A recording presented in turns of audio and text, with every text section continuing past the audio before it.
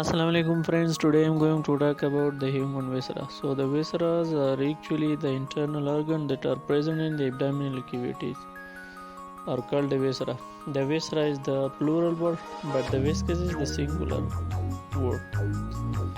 So here you can see the picture of the model of the human. This is the kidney of the human body and this is the left inferior vena cava. This is the abdominal aorta. This is the ureter. Here you can see in the picture and the corresponding color of the organ. And this is the urinary bladder. This is the spleen.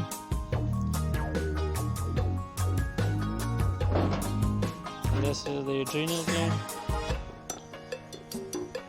And this is the diaphragm.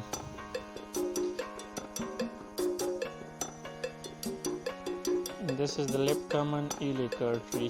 Here you can see in the picture, and this is the rectum of the human body. So this was all about the human viscera. For more videos, subscribe, like and share. So thanks for watching the video.